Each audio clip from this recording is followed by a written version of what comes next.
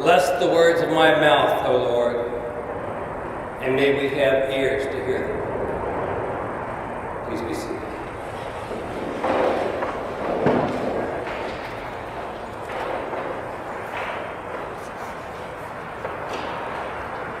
It hasn't been all that long ago, back in the spring of 2015, that 9 men and women in a Bible study in Emmanuel African Methodist Episcopal Church in Charleston, South Carolina, were gunned down by an assassin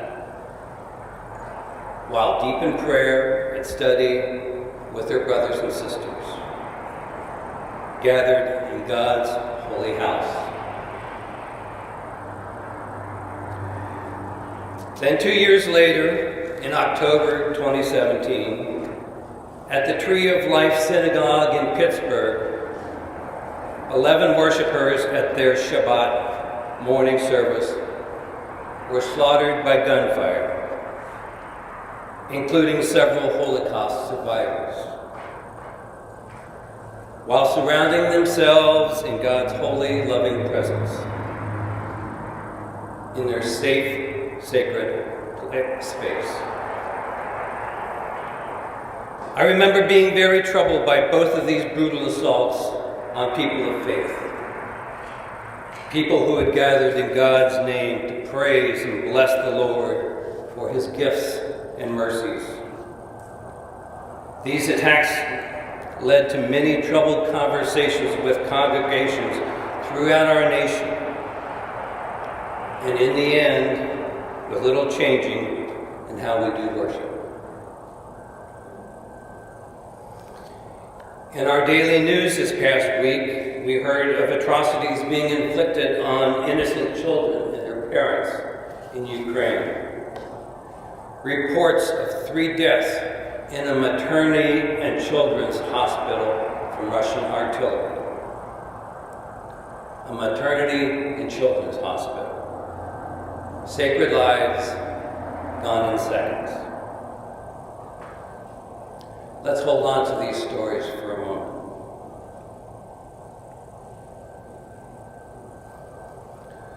So in the gospel text from Luke this morning, what we just heard sounds so very much like some of those news stories from today. The Jews were quite frightened and unnerved by recent news being spread on the streets of violence and disasters in their small world of ancient Palestine, in the city of Jerusalem. Pontius Pilate, the Roman emperor's puppet, has sent his soldiers into the Holy Temple in Jerusalem to brutally butcher a number of Galilean pilgrims as they were making their sacrifices, simply to make an example of his disdain for the non-Roman citizens and to instill fear in the hearts of their families and friends. The commingling of their spilled blood with that of the sacrificial offerings defiled the sacred sanctuary of God's temple. This sacrilege was then followed by the sudden, unexplained collapse of the Tower of Siloam, crushing 18 Galileans to death. Had that been an accidental event? Poor workmanship? Or had the tower been intentionally demolished? Some of the followers of Jesus were anxiously awaiting his words of wisdom, but they didn't like what he had to share. He didn't offer them any sympathy or compassion for the loss of those lives. His audience wanted to know why he thought these 2 events had happened, and if they needed to be worried for their own safety. What precautions should they take? They wanted to hear if somehow, maybe, those who had died had been evil and had thereby incurred the wrath of God, that God had smitten them for their atrocities.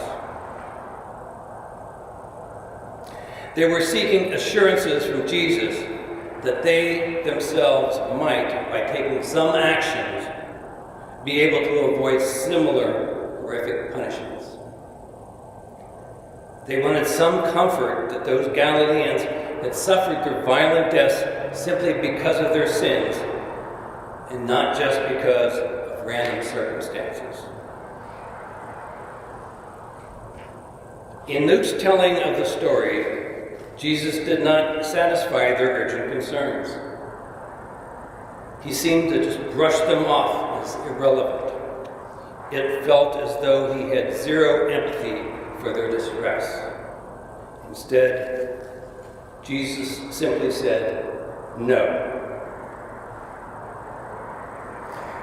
But then he used the moment to begin to teach them that life is unpredictable.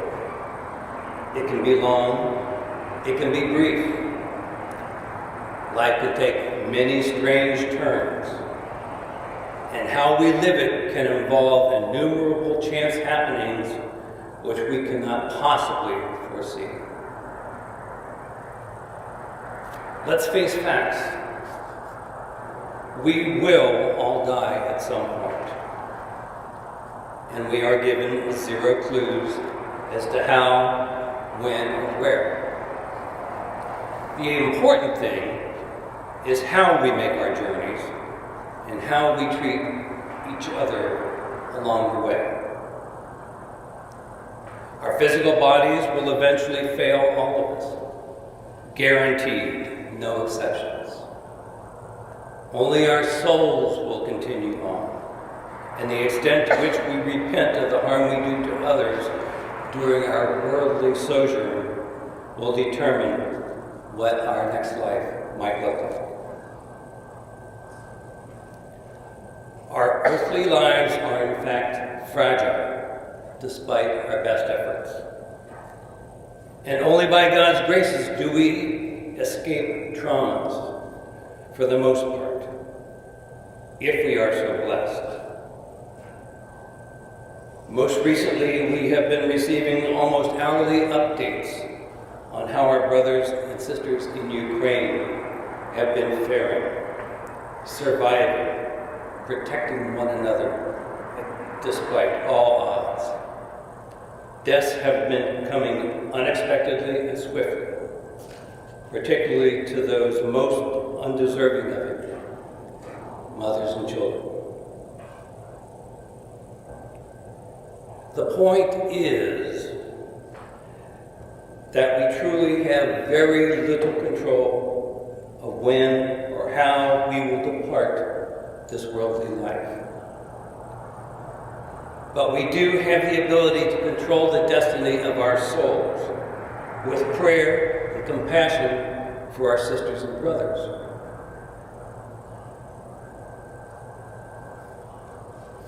In the second part of Luke's Gospel, Jesus told his followers a parable, a story about a fig tree whose fate was in question. It had failed to produce figs so far, but that is how a fig tree's life goes. It has to reach maturity for it to become able to produce its fruit. And reaching that maturity takes time. It takes ample water. And it takes a generous amount of fertilizer, manure, if you will. It doesn't survive all by itself. It needs a gardener, a mentor, someone who understands its needs, someone who is patient in caring and willing to provide personal attention. The owner of the fig tree had grown weary of waiting for it to produce. 3 years felt to the owner like far sufficient time to reap his rewards. A total waste of good soil and the gardener's wages.